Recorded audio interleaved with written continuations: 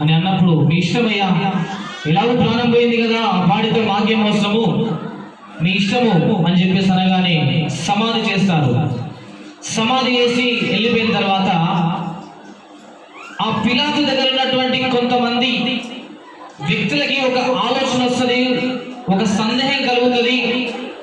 ఏం ఆలోచన అంటే, వినాలి అందరూ, ఇక్కడ వినాలి, ఇంట్రెస్ట్ పెట్టాలి, వాక్యం పైన ఇంట్రెస్ట్ పెట్టాలి, పిల్లల పైన కాదు, పక్క వాళ్ళ పైన కాదు కదా.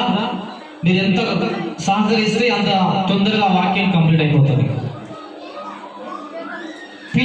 పిలాతుని అడుగుతారు, అయ్యా మహారాజా, మరి యేసు ప్రభు బ్రతుకున్నప్పుడు ఒకనొక టైంలో ఒక మాట చెప్పిండు. యేసు ప్రభు బ్రతుకున్నప్పుడు ఒకనొక టైంలో ఒక మాట చెప్పిండు. ఏం మాట అంటే, నేను ఎప్పుడైతే చనిపోతానో, నేను ఎప్పుడైతే సమాధిలో పెట్టబడతానో, నేను తిరిగి 3వ రోజున తిరిగి లేస్తా అని చెప్పేసి చెప్పిండయ్యా అని చెప్పేసి అంటాడు. హల్లెలూయా. సమాధిలో నుంచి తిరిగి లేస్తా అని చెప్పేసి యేసయ్య ఒకనొక టైంలో బ్రతుకున్నప్పుడు చెప్పిండు. ఇప్పుడు నిజంగానే చనిపోయిండు, సమాధిలో పెట్టబడ్డాడు. అయ్యా, ఆయన చెప్పిన మాట నిజమైతుందా అబద్ధమైతుందా? ఈ విషయాన్ని మనం చాలా సీరియస్ గా తీసుకుందాం మహారాజా. ఈ విషయం సీరియస్ గా తీసుకోకపోతే తన శిష్యులు సమాధి నుంచి ఆ యొక్క యేసుప్రభు బాడీని తీసి అబద్ధం చెప్పినా చెప్పారు. యేసుప్రభు తిరిగి లేచిండు, కావాలంటే చూసుకో, అతని సమాధిలో బాడీ లేదని చెప్పేసి అబద్ధం చెప్పినా చెప్తారు.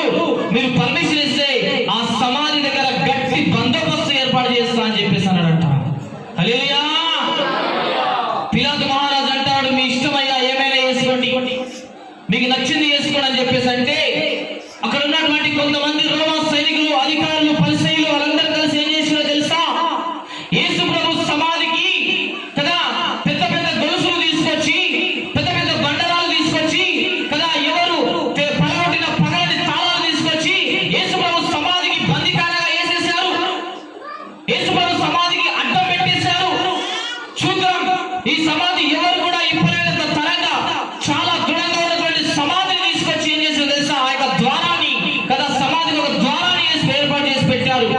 దాంతో పాటు ఇద్దరు బలాఢ్యులు అక్కడ సైనికులను అక్కడ ఏర్పాటు చేసి పెట్టారండి. ఎందుకో తెలుసా కదా, సమాధి బద్దలు పట్టుకుని వెళ్తాడా వెళ్ళడా, తిరిగి లేస్తాడా లేవడా అని చెప్పేసి, అతనికి అంత శక్తి ఉన్నదా, అతనికి అంత బలం ఉన్నదా చూద్దామని చెప్పేసి ఆ సైనికులు ఏం చేశారు తెలుసా? ఆ యొక్క అధికారులు ఏం చేశారు తెలుసా? సమాధికి గట్టి బందోబస్తు ఏర్పాటు చేశారు. ఆ రాతిని బట్టి బలమైనటువంటి తాళం చేతులు వేసి కట్టి పెట్టారు. కరెక్ట్ గా మరి తిరిగి శుక్రవారం, శనివారం, ఆదివారం రాని వచ్చింది.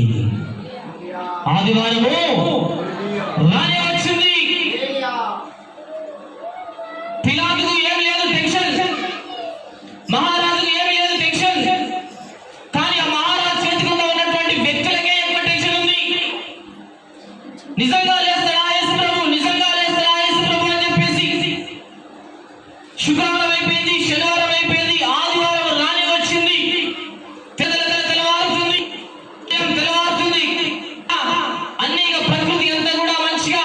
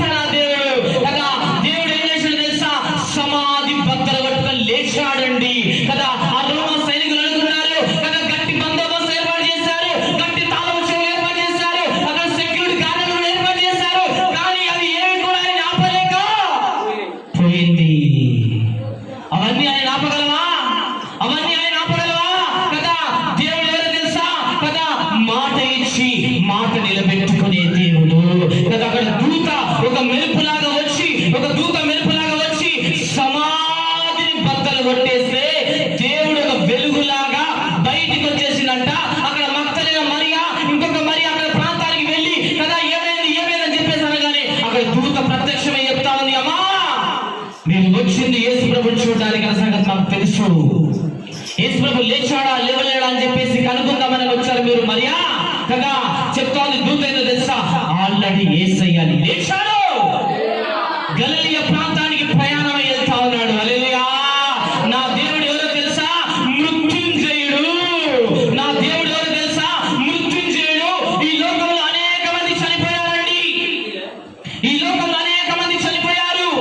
పెద్ద పెద్ద ధనవంతులు చనిపోయారు, కోట్ల శ్రీమంతులు చనిపోయారు, లక్షాధికారులు చనిపోయారు, ఎందరెందరో మరణించారు, ఎందరెందరో భక్తులు మరణించారు, ఎందరెందరో మేధావులు మరణించారు, ఎందరెందరో కుబేరులు మరణించారు, ఎందరెందరో జ్ఞానవంతులు మరణించారు, ఎందరెందరో మరి శక్తివంతులు మరణించారు. కానీ వాళ్ళకి ఎవరికి లేని ధన్యత ఏందో తెలుసా, వాళ్ళు మనిషి ఇప్పటికీ కూడా సమాధిలోనే ఉన్నారు.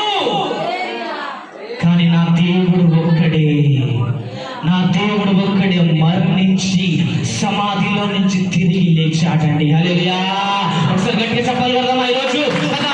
ఏం తెలుసా, సమాధి తట్టుకొని లేచిన నా దేవుడు విజయం ఇచ్చేశాడు మనందరికీ కదా.